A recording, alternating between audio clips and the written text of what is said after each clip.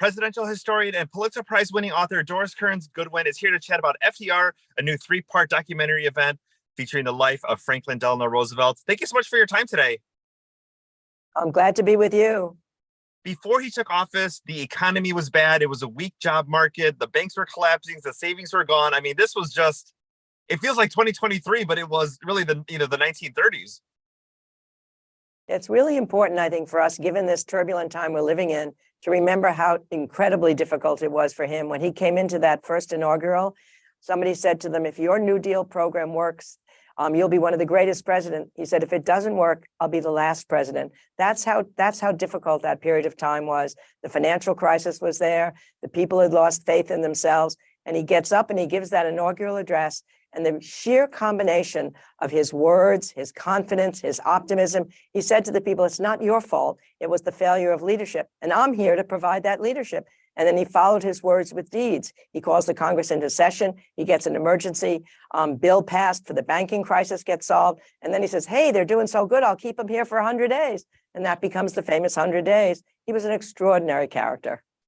His own struggles with polio, did that help him to connect with the American people and really know what struggles were like? Absolutely. I mean, he had come through his own paralysis, and the country was in a paralysis when he came there. But I think even more importantly, he had come from a privileged background. When he went through the polio, it gave him empathy for other people to whom fate had dealt an unkind hand. He learned that humility. He said that if you had to somehow struggle for 2 years to get your big toe to move, then you have patience with the problems of the country. He had to crawl on the carpet on his library floor in order to strengthen his upper body. So he learned humility, he learned empathy, he learned resilience, and he was somehow able, I think, to connect to the people who were having a tough time because they too knew that he had come through triumphantly, was still struggling with it, but was willing to go forward. Tell me a little bit about what we're going to see in this three-part event, and how did Bradley Cooper get involved in the project? Well, I think the great thing that you're going to see that I'm so proud of is it's this wonderful combination of experts. All sorts of really good historians are going to be talking about the context for the time period from his inauguration to the end of the war. But at the same time, you've got some really fine actors that will be playing. Franklin and good old Eleanor will be there in great steam. And Churchill comes in as a great character. Teddy Roosevelt's in there at the beginning. So they give an intimate view of what the people are feeling at the time. And then the experts give you that sense of context. And with Bradley Cooper, what happened was that I met him several times over the past years at Tanglewood, at something that Spielberg was sponsoring, and then at the Academy Awards and History Talks. And he loves history. So it's great to have somebody who loves acting and loves history be connected to this project. With summer coming up, maybe a tip, because I always love your interviews. Every time you're on television, I always stop and watch it because you make learning fun. But maybe a tip for the parents out there who might want to make sure their kids are still learning over summer break.